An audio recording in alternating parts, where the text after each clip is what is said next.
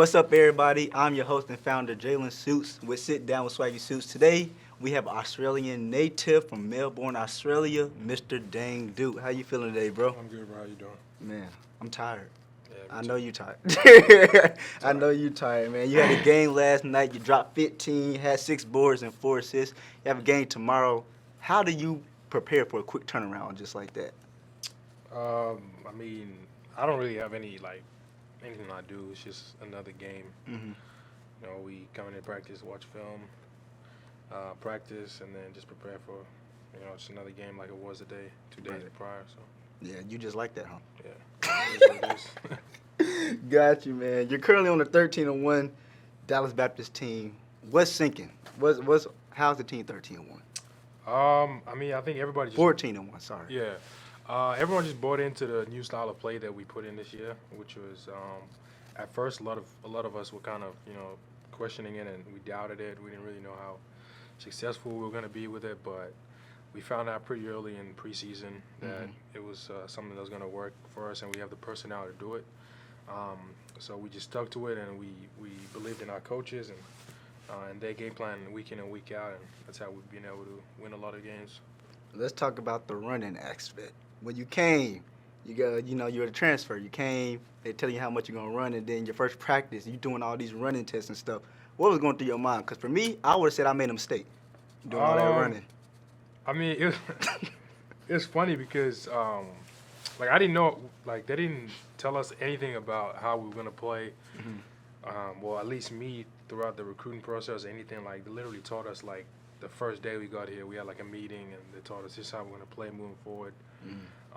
And at first, it didn't click with me that how much conditioning we're gonna have to do in order to be able to play this way. And then I remember we had conditioning on Tuesdays and Thursdays, and then I asked Bull, I was like, what do we do in these sessions? He's like, nah, don't worry, but we just do stuff to get bounce and things like that. And then next thing we know, we're just running the whole session, and then that was like that for the next month and a half. So it was kind of just wasn't really, I wouldn't say a shock, but I wasn't expecting it. But Right. I mean, a few weeks in, we were good, and it's paid off. I mean, we've been able to just run teams out the gym now. Yeah. Because of that. Definitely. That's what we saying on the air. I'm a sideline reporter. I've been analyst this year. And when we're on the air, it was when the teams start off hot or they trying to hang in with y'all, the question is, will they be able to last? And I think that's what makes you guys so special, is that when you're pressing the whole game and y'all got the subs going on, it's not easy for them to keep up with that because they're retired. Like yesterday, forgot his name, but the star player for the CJ. Yeah. You can tell he was gassed. Yeah. You can tell he was gassed, and that just came from conditioning. So, shout out to y'all, man. That's been going crazy. But earlier this semester, you was the Patriots Spotlight player for the first game, and we talked about your brother, how he got you into basketball. So I want to hit on that. Tell me what all that meant to you. Well, at first, I didn't actually stop playing basketball when I was younger. I was playing AFL, which is this Australian rules footy. It's like a sport that's only played in Australia. So I was playing that when I first started playing sports, around 6, 7 years old, and then my brother had been playing basketball for quite a while up to that point. And then one day he just signed me up for a basketball team, and I was like, all right, cool, I'll try it out, and then tried it out, and then I just stuck with it ever since, and then been playing ever since. So that's how I got started playing basketball, and it meant a lot to me because my older brother was kind of another father figure for me because my dad he was with us, but he was always working. Right. I would only see him either in the mornings or late nights. He would be working throughout the day when I'm at school or whatever. So I didn't really get a chance to spend as much time with him as I did growing up. But my brother was able to kind of fill that role and take me to all these the extracurricular activities and all those kind of stuff. So That's what's up, man. That's what's up. Speaking of just brotherhood, I lost my brother when I was young, so it's pretty dope that your brother got you into the game that you love now. But going besides basketball, what all else did you do when you was a kid? Has it always just been sports, or what did you do for fun?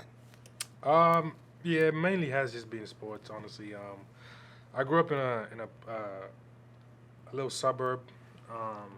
With a couple other suburbs very close, and all the friends that I grew up with, we just either playing sports or we were just hanging out, just at the park, just kicking it, talking, doing whatever. But majority of our lives, from when we were in primary school all the way up to high school, before everyone graduated, we've been playing sports our whole life. We've been playing various sports too, not just one sport. We played soccer, AFL, like I just mentioned, basketball. A couple of my friends even played gridiron. They have like a gridiron league there over there in Australia. So mainly just sports. As I got older is when I kind of started doing a little more different things for fun.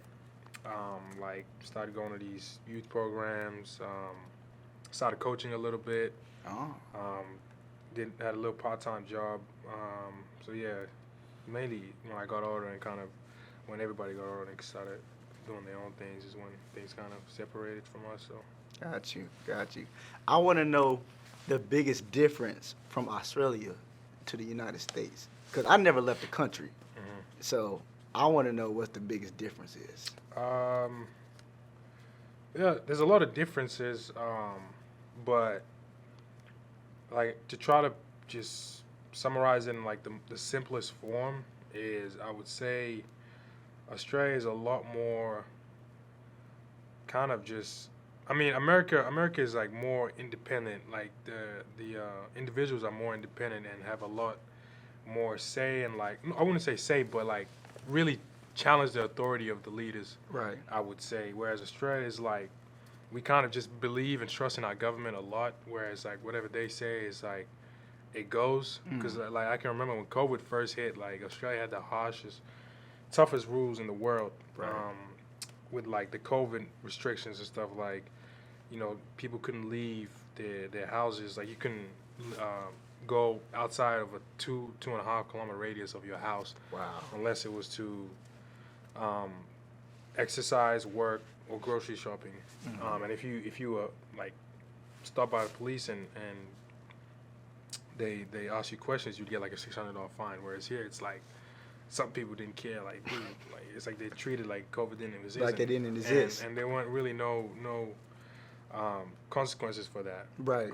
So I would say in that aspect that's the biggest. But then with like the little cultural things, like we have the driving on the other side of the road. The food is different, slang is different. Just some obvious ones like the seasons are different. Like our summer is your winter and your winter is our summer. Those kind of things. And then here, in terms of sports, America really emphasizes high school sports. Yeah. Whereas Australia, it's not like high school sports isn't big. It's the domestic sports is what like really gets people like looked at or is seen as more competitive because there's a lot of private schools and all those kind of things. So. Got you. Yeah. Got you. Man, that sounds amazing, to be honest. Like, it seems more peaceful and laid back than it is over here. But, like, for sports-wise, just like you said, like, the U.S., Texas really is known for high school football, one of the things that we're known for. So I want to visit Australia one day. Yeah, it's dope, man. I've never had never talked to anybody that's visited from another place and say, like, they didn't have a good time. Like, in America, like the basketball leagues, you have a lot of imports, especially from like America, that come over there and play, and like a lot of them just end up staying there and having to start a family and stuff because it's just it's so like peaceful and simple, and it's just an easy life, lifestyle. Man, speaking of that, that's gonna send us into our next topic. When I normally have athletes on the show, I want them to get their story out. So it's just not pounding about what you do, what you play, but basically get your story out. So I want to talk about the mental aspect it took for you to make that bet on yourself, to chase your dream. What all was going through your mind when you was like, man, I'm gonna go to the States to play basketball? Well, it's been a dream of mine for a long time. Ever since I was able to really understand what college basketball was and the paths that it can open. So I'd probably say like around 13 or 14 is when I really started finding out and researching about the pathway. And then I was fortunate enough to have people like coaches and mentors and stuff that were able to help me pursue it. And once I had the chance to pursue it, I didn't hesitate, even though I knew there were pros and cons, such as like leaving my family back home, kind of being here, I wouldn't say alone, but having to come to a whole new country and meet new people and make new friends without a familiar face can be tough sometimes. And then getting homesick, of course. Right. But ultimately, like for me, I came here to play basketball and to get education, and those were the two things that really stuck in the back of my mind whenever things got tough. Like I knew what I was here to do. So whenever things got tough, like I'd always just remind myself of the bigger picture. And so I sacrificed seeing my family for a few years. Um, missed a lot of birthdays, Christmases, and holidays, and all those kind of things. But I think ultimately it would all pay off once I finally graduate and I'm able to go back home for good. When do you expect to graduate? May. This Oh, for real? Yeah, Hey, yeah, turn up me yeah, too. yeah. We out of here. Yeah. We out of here, man. But that sounds like every time I hear somebody talk about their career and stuff, they say sacrifices. And I figured, well, not, I think I'm finally figuring that out myself. Just like, this is my career, being a sports commentator, reporter, or journalist. When I was interning at CBS, I missed a lot of holidays. I missed a lot of times, just like weekends too, just because of working. So just having that in the back of your mind, would you say that's what keeps you going? Yeah, for sure. I mean, because if you didn't have someone to work for, like, there would be no point of missing, Right. all the time away from your family. But the fact that you've dedicated yourself to, put in the work right now in hopes to, better yourself in the future, I think at the end of the day, it's worth it for anybody that decides to do that. Definitely. We both graduated in May. According to the British Journal of Sports Medicine, 40% of elite athletes go through some type of mental disorder. I want to talk about how that can play a role into you being a student. We go to a PWI, we're black. Most people probably just think about you as a basketball player. What is the pressure you feel like as a student attending a PWI? I mean, it's definitely tough being a student athlete. Like I don't think people really comprehend how hard it is. Like they just see, the games and the practices and the traveling, Right. going to different cities and stuff, but they don't really understand the study halls we have to do on the road and all the missed work that we have to catch up on for missing class and, being tired after, a long day of weights and practice and then still having to do homework at the end of the day and then having to do the same thing again tomorrow. It gets draining sometimes, and that, speaks onto why, the numbers are what they are. But ultimately, like me personally, like I did obviously go through some hard times, but I never let it get the best of me. I just kind of just I don't know what it is about me, but I don't really let things bother me for some reason. Like it's very hard for something to really bother me because I was able to just have this mindset of not, and it might sound weird, but not caring enough about certain situations. And sometimes it's bad because there are situations that I should care about, but I'm in that mindset. Right. And then I have to like take time to think about the situation a little more, and then kind of get back into that mindset. So I definitely agree that it is tough, but everybody deals with things their own way. So Right. You said not minding, not caring about stuff that can hurt you or get you down and stuff.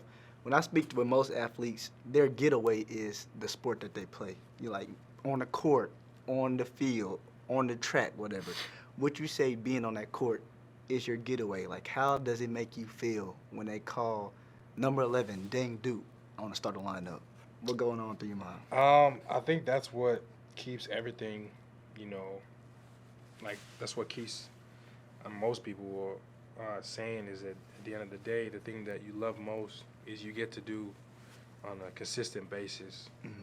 So it's not like I'm playing basketball once a month or something like that. I get to do it every single day. So, even if the world is crashing down at 2 o'clock to 4 p.m. every day. I get to go play basketball with my teammates and just get away from everything, and then kind of reset. So, being able to do that every day is kind of like my therapy, I would say. I know you guys on the team have a great relationship on and off the court. Tell me how much your teammates has helped you in this transition of coming here. What all they mean to you? This is by far being the easiest transition for me to a new team. Like, I've been on previous teams where I feel like I didn't really open up all the way. Like I didn't really, I feel like my teammates didn't really know who I really was. And that's not, their fault or anything like that. It's just some of them I just didn't, gel with like that. And we have different interests and dislikes and all those kind of things. And, for me, in some of those teams, I just seen it as like, they're just my teammates that I play basketball with. I'm cool with them off the court and stuff like that, but I didn't see it as much more than that. Whereas here, from like the first week or two, like I was just comfortable. Like I didn't have no worries. I didn't have to hold back anything like that because I feel like a lot of the guys on the team, or most of the guys on the teams, are just like me, think like me, and we all, have similar interests and just are able to just sit down and talk for hours and hours about just some of the funniest stuff. Yeah. So I think that's, just been the easiest thing for me is being able to just come right into a team that's so welcoming, you know what I mean? Yeah. What would you say is one of the funniest moments so far with your teammates?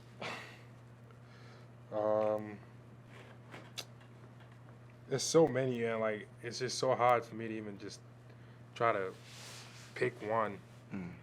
But there's so many funny moments that we've had, so many conversations and things like that like I'm just thinking about so many. I couldn't even pick one. Honestly. Couldn't even pick one. I couldn't even pick one. There've been so many. Okay, Yeah. Got you. Well, we're not gonna answer that one, but we're gonna get into the My Bad segment. So every time I have somebody on the show, we have a My Bad segment. In this segment, you gotta tell us about a story where you felt bad about doing something, like your actions could have hurt somebody or whatever, or it's like something funny, but you was like, dang, that's my bad. Oh, caught me off guard. That one always get people. I mean, there's been a lot of situations because when you're doing something, like I've never done something that I knew what the outcome was gonna be, and like I knew I was gonna affect somebody else. But definitely like immediately after doing it, you realize, oh, like this wasn't a good idea. Right. But it don't have to be serious. It can be funny, whatever. And it don't have to be basketball related. It can just be something that you was like, dang, it was funny, but my bad. I mean, that's a tough one. Tough one, yeah. But there was there it is. There was a time in practice. There it is.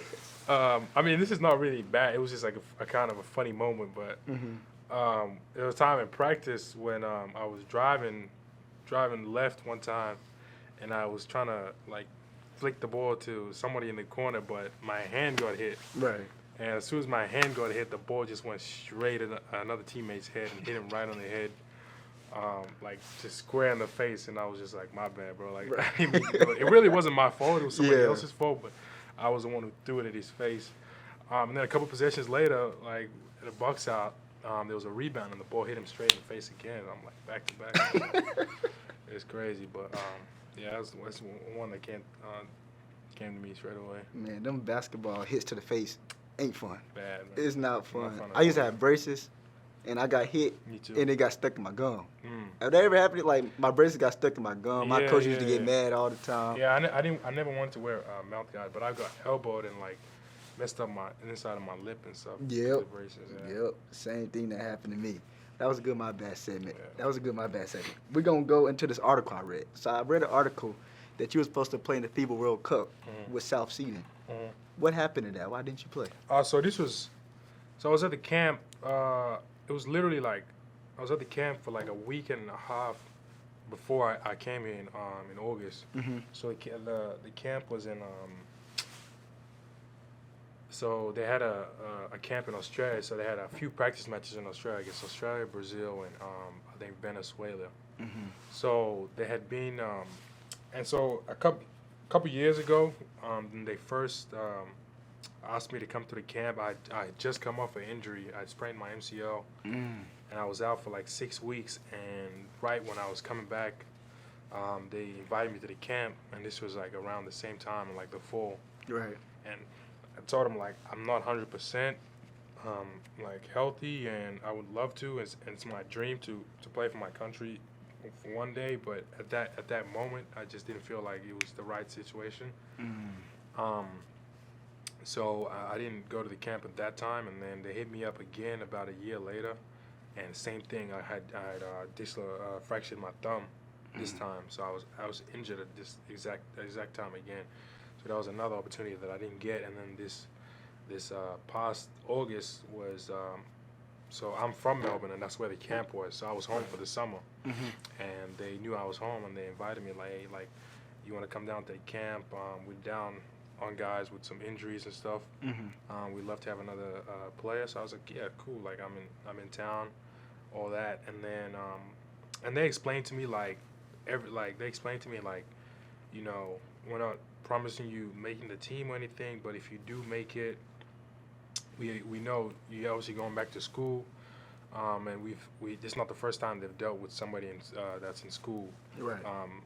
Playing for the team, for the national team. They said like if you need us to talk to the coach, if you need us to do whatever it is, to help you be able to play for us and miss some time from school, like we can do that. And I was like, yeah, like 100%. So right when I got invited to the camp, I called Coach Flake, and I told him of the opportunity and the possibilities of me making the team. And I was like, you know, like, is there anything you guys can do or the administration can do if I do make the team? And Coach Flake was super supportive about it. He was happy for me, and he said like, he didn't guarantee anything, but he said like, let me find out and do some research and see if there's anything they can do. And then, so yeah, the camp went well.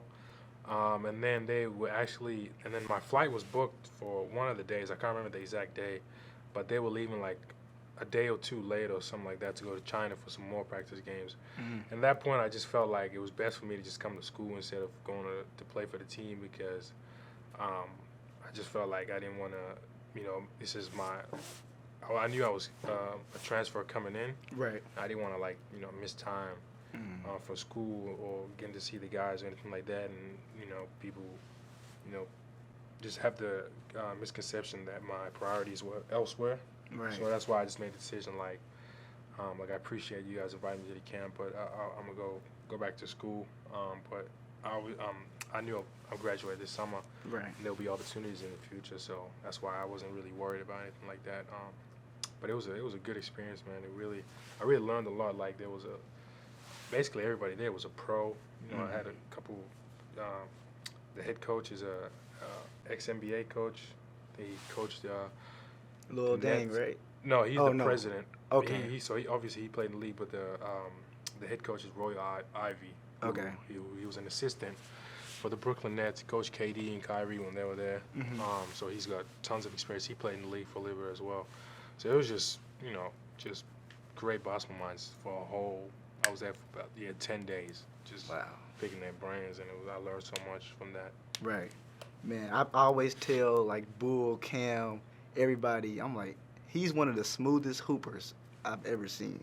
When I seen you first play, it was like the Battle of the Bird, and I was like, I don't know who this number 11 cat is, but he's nice. How does the game come so easy to you? Is it just because you've been playing for so long, or how are you so smooth? I mean, kind of. So, growing up, like, I wasn't the fastest, didn't have the most bounce, wasn't the quickest, all that kind of stuff. So I had to figure out another way to be effective, because all my friends were able to jump higher than me, run faster than me, all that. So I was like, you know, I got to figure something out. Right. And I felt like I just had to outsmart everybody and outthink everybody, or the guys that I played against. And so at an early age, I was able to, you know, have great coaches that taught me the game, which allowed me to just continue to learn and be kind of a step ahead of all the people my age. So playing, and then my coach, who was one of my junior coaches, who was an import, he played for my club. When he came, I started working out with him and really working on like my game and skills. Right. So when I was able to work on my skills and pair that with, my ability to think the game, that's when things kind of slowed down for me. And then from that point, I just felt like I never had to be in a rush. I never felt like I knew I wasn't just gonna sprint by anybody, but I knew that I had to play with pace and have a good change of pace because, in order to be able to see things on the floor and stuff, I had to play at a controlled speed. So know when to go fast and when to slow down. And then over the time, it's just kind of been my style of play now. And then now it's becoming, I feel like it's becoming more of a unique style of play. Just everywhere around the world. Yeah. And I think it comes a lot from Europe, like the European style of basketball, which is what they kind of teach in Australia. A very ball movement heavy, smart thinking, all that kind of things, because you don't have guys that can jump out the gym in Europe. Right. The same thing with Australia. So that's why the style of play is different in America than it is to everywhere else in the world, because you got athletes that can just overpower guys at the end of the day, no matter what. No matter how smart some of the guys are, like you can't compete with somebody that can jump 40 inches or somebody that's 6'9" with a 7-foot wingspan. So right. I think that's where it comes from. Gotcha.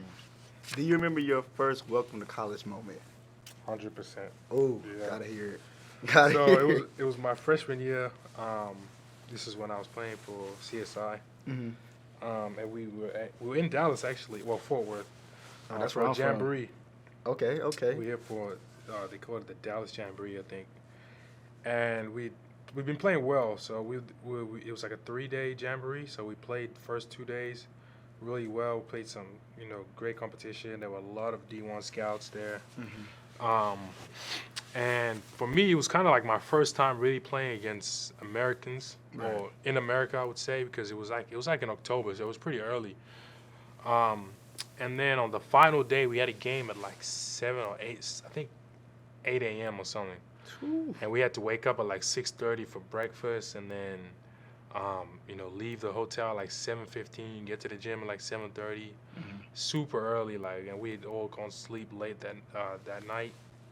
And then we playing this team, and it was just like 5'9", dude, just like picking me up full court, and I was still half asleep. Right. So I'm just like dribbling down the court, just chilling. Like I didn't think of much, and then next thing I know, dude stripped me, boom, get a layup. I was like, all right, cool.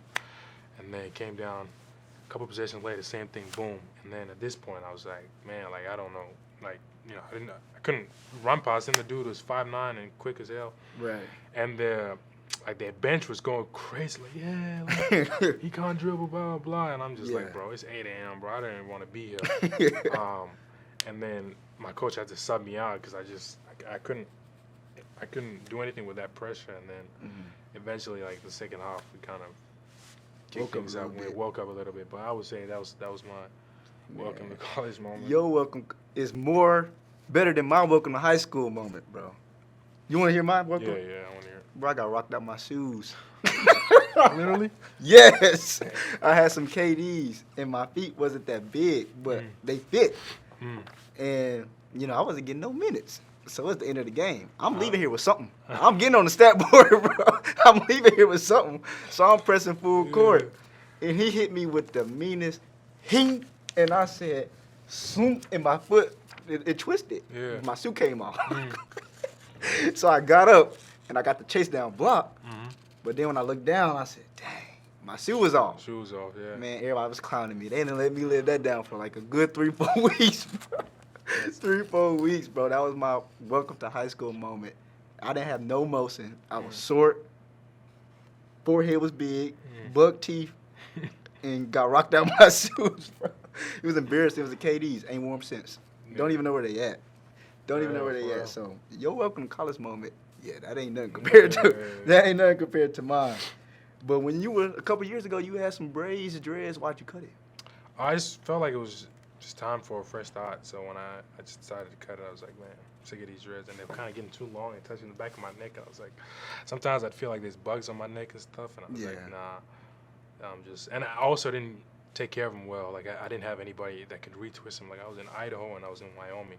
Yeah, they don't know how to do nothing with that. Exactly. I couldn't find anybody. Like, I They tried ain't probably looking, never seen like, dreads. Exactly. So I was just like, it's time to let him go.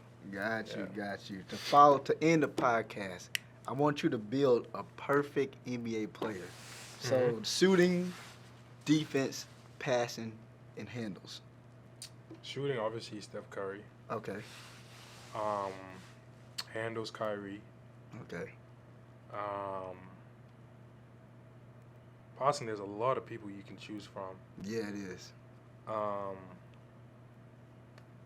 mean, yeah, I don't think you can go wrong with, like, Steve Nash, Jason Kidd.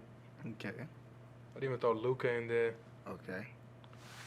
But I'd probably just go Jason Kidd just to be safe because I feel like he was less of a scorer than all the other guys. Right. And he probably passed more than the other guys. Okay. Even though John Stockton is a leading assist leader, I don't think he was as flashy. That's And key. he was more just simple reads. Right. You know what I mean? So Right. that's why I didn't choose him. And then what was the last one? Defense. Defense is another one you can't really go wrong. I've always liked Kawhi's defense. I've also liked I like Scottie Pippen's defense. I think he was really good. And then two like smaller guys that I love on-ball defense: Drew Holiday and Avery Bradley. Avery Bradley was Avery nice. Bradley, yeah, he's one of my favorites. He was nice. But I'd probably say Kawhi just because he's more versatile than the other two smaller guys. And just he's able to read defenses better, I think, and rim protect better than the other two. Got you. Yeah. Got to get a hot take for you before we leave. Okay. Who you think's gonna win it all this year in the NBA? Oh, I never pick early who I think is gonna win because so many things happen. Right. But if I was to pick today, I would probably pick the Celtics. Honestly, I don't think anybody is beating them. Like right now, I think they're the best team in the league. Best team in the league, and like they just have the most depth and the most like their starting five is so compatible. Yeah. You know, got Drew Holiday, defensive-minded guard. You got the two wings and Jaylen Brown and Jason Tatum, and then you got Porzingis who can stretch the floor. That was a big pickup. Yeah, exactly. And then you got just pieces off the bench. I think losing Grant Williams kind of hurt him a little bit. Yeah. Even though he was an undersized big, but they were able to kind of fill that hole with Porzingis. Yeah. I'm a Mavericks fan, so we got Grant Williams, and if he watching this, I need him to do better. Yeah, I was because gonna he say, tripping. Yeah, he wasn't. I don't know. Like, I think it's just when role players do well at whatever team they were. Right. And I see this a lot with players that either like go to LA or play with LeBron. Like they'll get like a big contract. Yeah. As soon as they come to play with LeBron, like they forget how to play basketball. Not the same. Bro. I'm like, what? You know what I mean? And I get it. Like the stage, like. Man, like playing with LeBron is tough. Like every night, sold out arena, and like if you do one thing wrong, like LeBron fans gonna get you. They're gonna get you. Yeah. But Grant Williams is kind of struggling right now. I think because Luka is so ball dominant, and he's kind of like when I see him play, he just looks lost out there. I can't lie, because he's not like a dynamic 3-point shooter. Like he never has been, but with the Celtics, it's like he was able to kind of just scrap and do all the dirty work, right? Because they had nobody to do that for them. Whereas Mavericks don't play that they don't play that style. They play give the ball to Luka and he's gonna either stand in the corner or find a shooter. And he just kind of lost out there. But I mean, he can turn things around, man. You never know with these guys. They're pros, so that's what they get paid to do. Yeah, they need to, man. They need to step it up. They need to step it up. For sure. We ain't gonna win a ring this year, but I would like to win a ring when I'm alive. But my last question, for real, not even a question. to the audience. Say that somebody watching this from a different country. They want to hoop. They want to do something, but they're scared.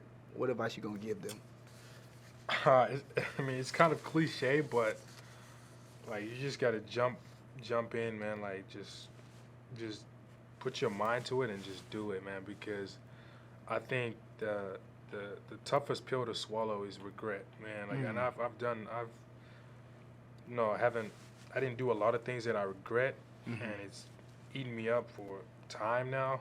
But the things that I did do, even if they didn't work out, it's just that like give you a peace of mind that at least you tried it. You know? Right. If you don't try something, man, it kills you when you don't have the opportunity later on, because opportunities don't stay forever. You know what I mean? Some people get one opportunity in their lifetime. Yep. So when that opportunity comes, you can't take it for granted, man. You just gotta go out and give it everything you have. Got you. Well, that's gonna wrap it up. This has been another episode of Sit Down with Swaggy Shoots. Make sure you guys tap in with my guy Deng Dut. His Instagram will be in the description. And if you want to go support the DBU basketball team, their schedule will be in the description too. Appreciate it, man. Thanks for coming, man. Yep. We out. Peace. These guys.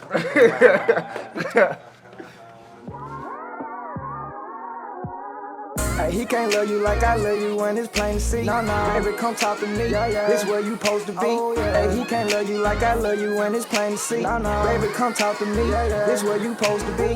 Hey, he can't love you like I love you when it's plain to see. Baby, come talk to me. This where you supposed to be.